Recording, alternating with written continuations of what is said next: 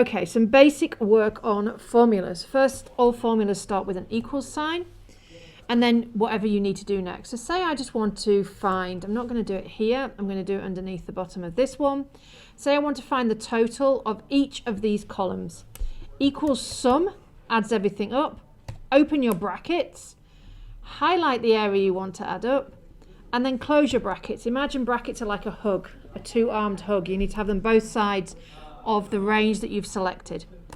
So that's your sum there. And you can replicate this across, and this is really nifty. Again, can you see that little cross? When I drag that, can you see this one? It says sum E3 to E45.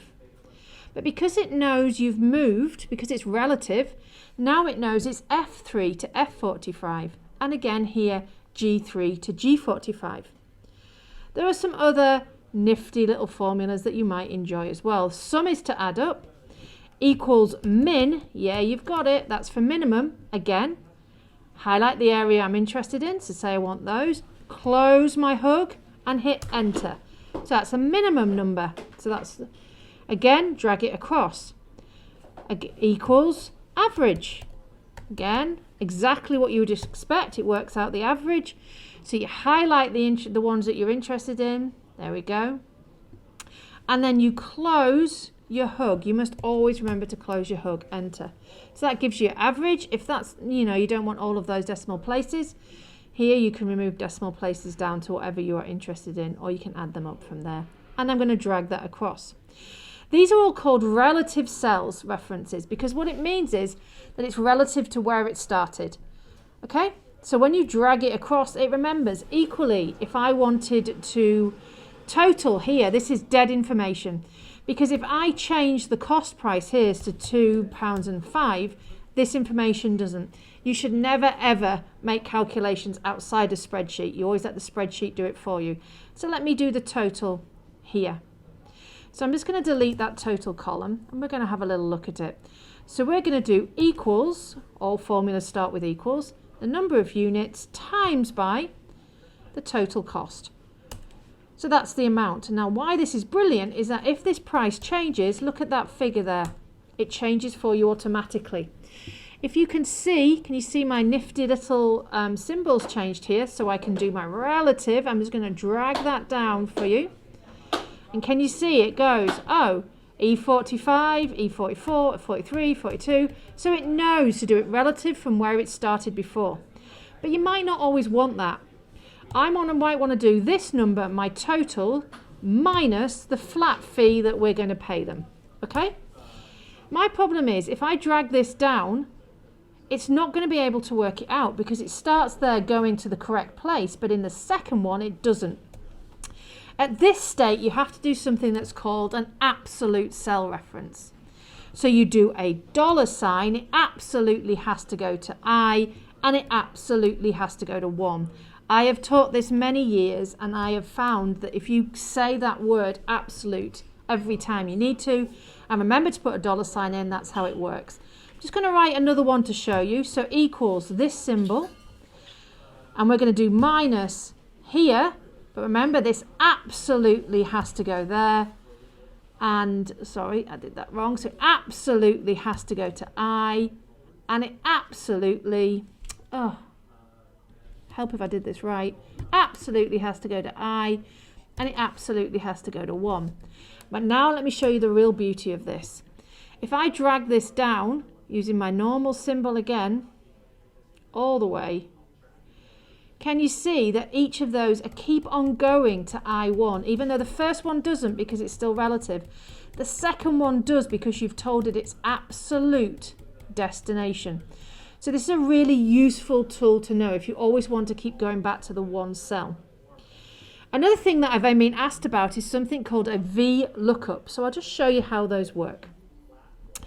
We're going to say always starts with an equals, and we're going to do a VLookup.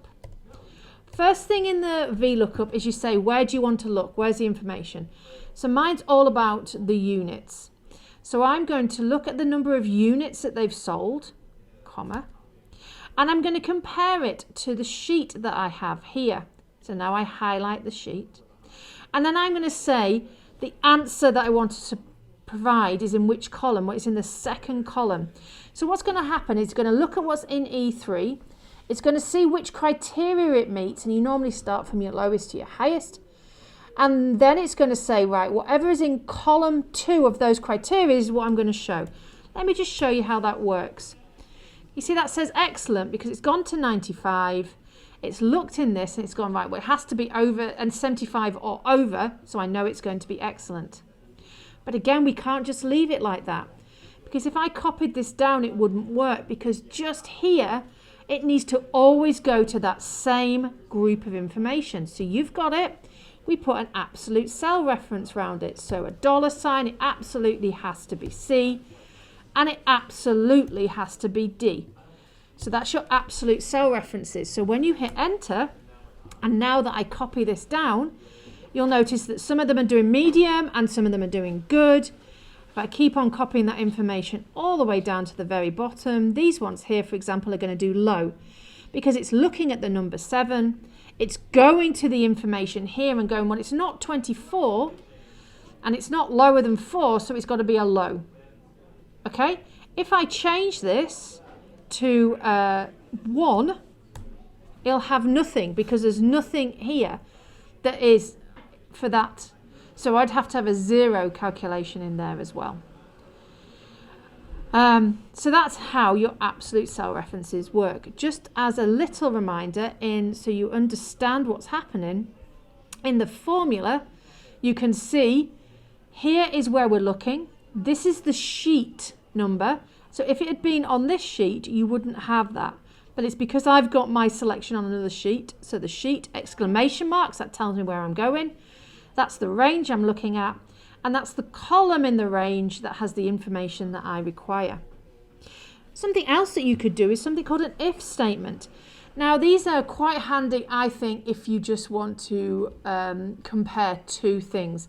I would say a VLookup is a lot better if you have a lot of information in there and you want to look up from a variety of things in a list. An if is a little more simplistic, but sometimes very useful.